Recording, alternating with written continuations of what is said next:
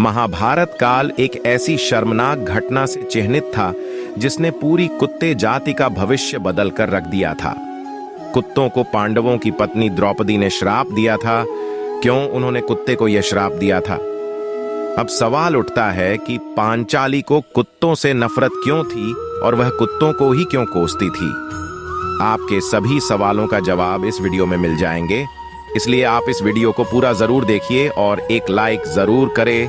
तो दोस्तों चलिए शुरू करते हैं। स्वयंवर जीतने के बाद पांडव जब द्रौपदी को घर ले आए तो अर्जुन ने माता कुंती से कहा कि देखिए माता, हम क्या लाए हैं। चूंकि कुंती भी किसी काम में व्यस्त थीं, ऐसे में उन्होंने बिना देखे ही कह दिया कि जो भी लाए हो पांचों भाई आपस में बांट लो।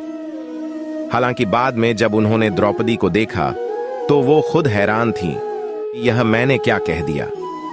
अब पांडव तो अपनी मां की हर बात मानते थे, ऐसे में पांचों ने ही द्रौपदी को पत्नी के तौर पर स्वीकार कर लिया। दरअसल हकीकत सत्य से कई ज्यादा है और जो आज हम आपको बताएंगे, वैसे आपको बता दें कि यह सब भगवान महादेव का रचा हुआ खेल था।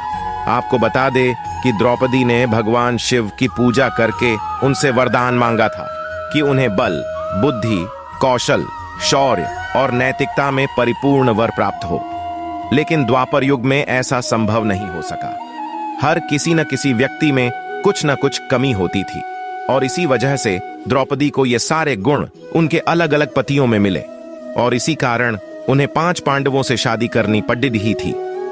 इसके बाद पांडवों में यह निर्णय लिया गया कि प्रत्येक वर्ष किसी एक ही पांडव के साथ अपना समय व्यतीत करेंगी और जो कोई भी इस निर्णय का दुरुपयोग करेगा उसे 1 वर्ष तक वनवास जाना होगा। और जब भी द्रौपदी किसी पांडव के साथ अकेले में समय व्यतीत कर रही होती तो दूसरे पांडव को उस कक्ष में आना वर्जित था। पांडव द्रौपदी के कक्ष में जाया करता था तो वो अपनी पादुकाएं द्वार पर उतार दिया करता था ताकि उसके भाई पादुका देख कक्ष में प्रवेश ना करें।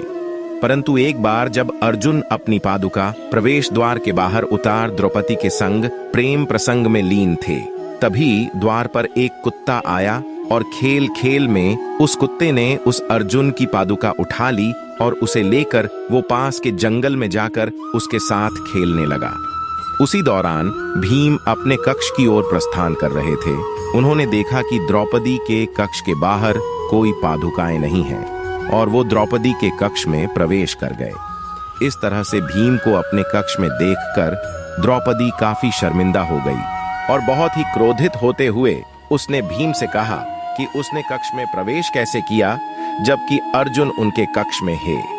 इस पर भीम ने बताया कि बाहर कोई पादुका द्वार पर नहीं रखी है। दोनों भाई कक्ष के बाहर आए और उन्होंने पादुकाओं को खोजना शुरू कर दिया। ढूंढते ढूंढते वे पास के जंगल में पहुंच गए। उन्होंने देखा कि एक कुत्ता अर्जुन की पादुकाओं का साथ खेल रहा है। जैसे ही अर्जुन और भीम वन पहुंचे, द्रौपदी भी आ गई। द्रौपदी का क्रोध इतना अधिक था कि जब उसने कुत्ते को पादुका के साथ खेलते देखा तो उसे श्राप दे दिया।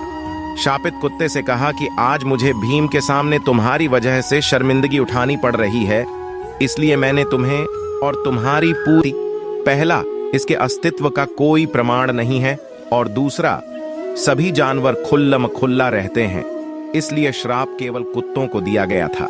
ऐसे लोग हैं जो इसे सच मानते हैं, जबकि कुछ लोग हैं जो इसे इस कारण से काल्पनिक कहते हैं।